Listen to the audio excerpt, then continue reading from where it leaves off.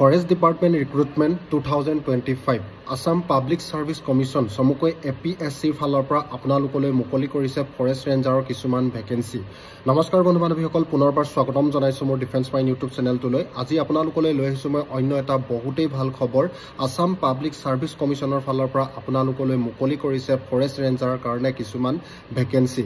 এতিয়া এই ভেকেন্সি সমূহ আপোনালোকে এপ্লাই কৰিবলৈ হলে এপ্লাই কৰিবৰ কাৰণে আপোনালোকৰ বয়সৰ সময়সীমা কিমান, এডুকেশ্যন কোৱালিফিকেশ্যন কিমান, এলিজিবিলিটি ক্ৰাইটেৰিয়া কি, কিমান এপ্লিকেশ্যন ফিজ আপোনালোকে কাটিব লাগিব, আপোনালোকে ইয়াক কেতিয়াৰ পৰা অনলাইন কৰিব পাৰিব আৰু ইয়াৰ লাষ্ট ডেট কি, সম্পূৰ্ণ তথ্য আপোনালোকে জানিব পাৰিব ভিডিঅ'টিৰ জৰিয়তে। মাত্ৰ আপোনালোকে ভিডিঅ'টি স্কিপ নকৰিব, ভিডিঅ'টি ভালদৰে চাই যাব।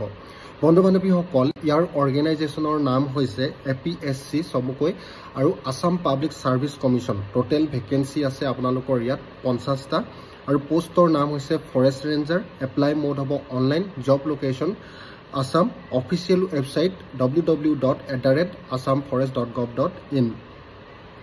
ইয়াৰ টোটেল ইউআৰ য'ত জেনেৰেলৰ ভেকেন্সি আছে 44টা, SC, STP, STHত আছে দুটাকৈ টোটেল 6টা আৰু অল টোটেল আপোনালোকৰ 50টা ভেকেন্সি আছে।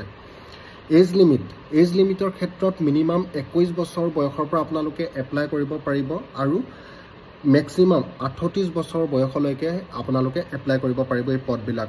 এজ ৰিলেকশ্যন দিছে, এজ ৰিলেকশ্যন SC, STৰ কাৰণে 5 বছৰ আৰু OBCৰ কাৰণে দিছে 3 বছৰ। Education qualification bachelors degree in science or engineering of any recognise ইউনিভাৰ্চিটিৰ পৰা আপোনালোকে বেচেলাৰ ডিগ্ৰী ছায়েন্সত কৰা হ'ব লাগিব। তাৰ পাছত এপ্লিকেশ্যন ফিজ জেনেৰেলে 297 টকাকৈ কাটিব লাগিব, ST, SCৰ 47.20 টকা কাটিব লাগিব। সিলেকশ্যন প্ৰচেছত আপোনালোকৰ পোনপ্ৰথমে ৰিটেন এক্সাম হ'ব, তাৰ পাছত PET হ'ব আৰু ফিজিকেল ষ্টেণ্ডাৰ্ড টেষ্ট হ'ব আৰু ডকুমেণ্ট ভেৰিফিকেশ্যন হ'ব আৰু একেবাৰে শেষত মেডিকেল এক্সামিনেশ্যন হ'ব। ইয়াৰ ষ্টাৰ্টিং ডেট হৈ আছে আপোনালোকৰ 21 জুনৰ পৰা ষ্টাৰ্টিং হৈ আছে। এপ্লাই কৰি আছে আপোনালোকে সোনকালে এপ্লাই কৰক আৰু বেছি দিন নাই। লাষ্ট ডেট হৈছে আপোনালোকৰ 20 জুলাই 2025 তাৰিখ। এতিয়া এই পদবিলাক আপোনালোকে এপ্লাই কেনেধৰণে কৰিব? এপ্লাই কৰিবলৈ হ'লে মোৰ ভিডিঅ'ৰ ডেছক্ৰিপশ্যনত ইয়াৰ লিংক দিয়া আছে। লিংকটোত গৈ আপোনালোকে পোনপ্ৰথমে ক্লিক কৰিব। ক্লিক কৰাৰ পাছত এটা নতুন পেজ খোল খাব। সেই পেজটোত গৈ আপোনালোকে ক্লিক কৰিব। তাৰ পাছত নিজৰ একপি পাছপৰ্ট চাইজ ফটোগ্ৰাফ, ছিগনেচাৰ আৰু যিবিলাক ৰিকুৱাৰ্ড ডকুমেণ্টছ বিচাৰে তেওঁলোকে সেই ডকুমেণ্টছবিলাক আপলোড কৰিব। আপলোড কৰাৰ পাছত আপোনালোকৰ নিজৰ কেটেগৰী ৱাইজ এপ্লিকেশ্যন ফিজ দিব আৰু এপ্লিকেশ্যন ফিজ দিয়াৰ পাছত আপোনালোকে ছাবমিট কৰিব। আৰু এটা কথা মনত ৰাখিব, আপোনালোকে প্ৰিণ্ট আউট কপিটো ল'বলৈ নাপাহৰিব। বন্ধু বান্ধৱীসকল, ভিডিঅ'টি যদি ইমানেই।